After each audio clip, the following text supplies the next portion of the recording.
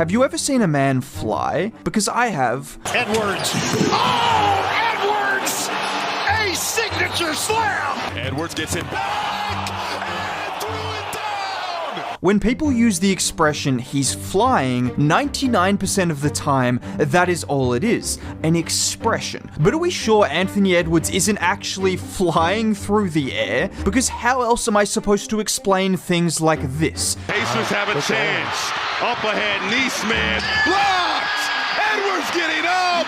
And good night! Just watch this play back. I think he might have flown out of the arena if he didn't hit his head on top of the backboard, because when he blocked that shot, he wasn't on the way down. And in a league full of freakish athletes, Anthony Edwards is about as freaky as it gets athletically. But what makes him truly unique is not only can he literally jump out of the gym, he has the skill set to go with it. And there's been no better reflection of his skill set than during the recent Olympics and the playoffs, because at just 23 years old, he is now a gold medalist and was a key contributor on the team, finishing 4th in points per game, only behind the 3 greatest players of their generation. And when you look at the other players on Team USA, Ant wasn't supposed to be this good already, considering the likes of Devin Booker, Joel Embiid, Anthony Davis, Bam Adebayo are all 27 and older, whilst Ant only turned 23 just a week ago. But I don't think any of us were surprised to see him deliver on the biggest stage, because it was only a couple of months ago when he led the Timberwolves to the Western Conference Finals on the back of numerous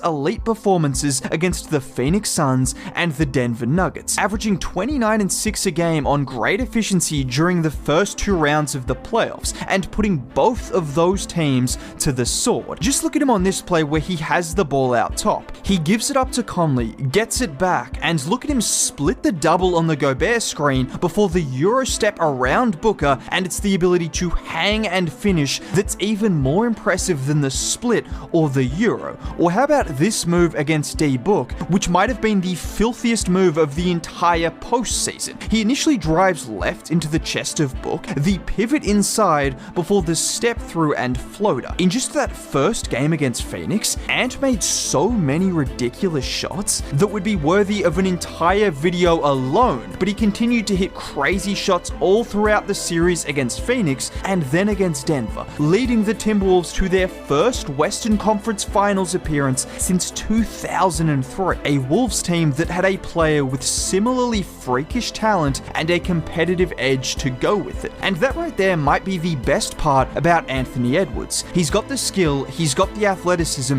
he's got the personality, but most importantly, he's got that competitive edge. The kind of competitive edge where he thinks he can beat any Olympian in any given sport. I got some people talking about they gonna beat me in ping pong 21-0. I don't believe it. I don't believe it. I'm not having it. Okay, obviously that's not entirely relevant, but at the same time, it kind of is, because that's just who Anthony Edwards is. No matter the situation, no matter the opponent, he enters every single game thinking he's the best player on the floor and thinking his team will win. Yeah, I told him, I said, I'll see y'all motherfuckers for Game 7. And this kind of mentality has been very welcome for a franchise that have been mediocre at best for the last 2 decades. And there's no need to be offended as a fan when I say the Wolves were mediocre. It's not your fault, but it is the reality. What matters, however, is they aren't mediocre anymore, and you contribute as much of that to Ant's play as his personality. Well, that's not entirely true, because the only reason he's able to be such a great leader for this team is because everyone on the team knows they have a superstar to help them win games, and superstars are the kind of players who always show up when it matters, which I already mentioned, but Ant didn't just gain this reputation overnight. We've now seen him in the playoffs on 3 different occasions, and every single year he's been in the playoffs, his numbers have been better in the postseason than they were in the regular season. The exact kind of jump jump you want from your best player. And you could argue some of that is shooting variance, but he has the kind of game that holds up in the playoffs, with his combination of size, strength, athleticism, and 3-level scoring to pair with it. Not to mention last season, we saw the improvements he's made as a playmaker. Don't get me wrong, he's not elite yet, but when Denver and Dallas started to sell out on other Wolves players to avoid Ant beating them, he showed off some improvements as a passer, like on this play where he uses the Anderson screen to get downhill, forcing Lively to step up, and I'm not sure why PJ Washington helps over, but that's what good players make you do, and Ant recognizes that, so he kicks it out to Nas for the open 3. It's the exact same thing on these two plays, where it's that initial ability from Ant to beat his first defender, which forces the rotation, and in turn, someone is going to be left open. This time it's Jaden McDaniels twice, and both times he takes advantage. Basketball's a pretty simple game sometimes. If you can't stop someone with one player, you need two, and that means someone else is left open. But it's plays like this, which he wasn't making his first few years in the league, where Gobert sets the screen, Ant has the pull-up jumper there, but he recognizes there's an even better shot for Conley on the wide open 3, so he hits him right in the shooting pocket for the 3. There's a difference between playmaking and passing. I've seen Killian Hayes make some incredible passes, but he isn't a playmaker because the defense doesn't respect him at all. Ant is still improving as an overall passer, but he's a good playmaker because of how much attention he commands, particularly in the playoffs, which is why we saw him average when people use the expression he's flying 99% of the time, that is all it is, because time after time but are we sure Anthony Edwards isn't actually flying through the air? Because how else am I supposed to explain things like going between his legs a couple of times, and it's the strength on that body bump before the casual turnaround jumper.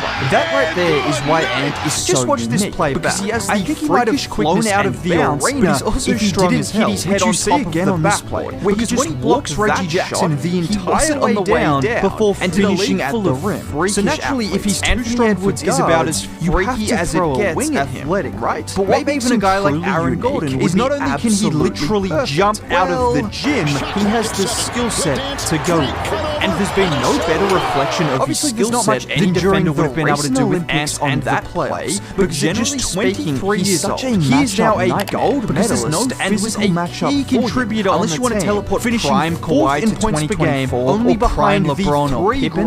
That's the kind of their generation. And when you look at the other players on Team USA, sometimes you wish Ant was even more aggressive driving to the rim, considering the likes of Devin Booker, Joel Embiid, there are still guys like Jaylen Brown, Ja Morant, and Shai Gilgeous-Alexander who are more frequent downhill drivers, and it's a tough balance for Ant. But I don't think any of us were surprised those plays that I showed you before where he's hitting defenders with nothing, because it was only a couple of months ago when he led the Timberwolves to the Western Conference Finals on the back of but anyone who's played basketball knows it's against more fun to take those and the Denver Nuggets. But from averaging 29 and 6 a game on great still some potential for Ant to get down rounds of the playoffs and putting get a few extra free teams as well. And this is just look at him on this play where he has the ball out top. He gives it up to ridiculously high, is the ceiling he has on the double on the Gobert. Just look at him on this play where Beal stacks around Booker and it's the ability to vertical and able to swat the shot away. So if you can do that without a running start, or you can imagine what he can do with a running start, which might have been the filthiest move of the game, where Ant looks like he could genuinely be the best perimeter defender in the world. It's just a matter of being more consistent on that end of the floor. And it's first game against Phoenix that are the reason Ant believes he's only at about 50% that would be worthy of an entire video alone, but he continued to hit crazy shots all throughout the series against Phoenix and then against Denver,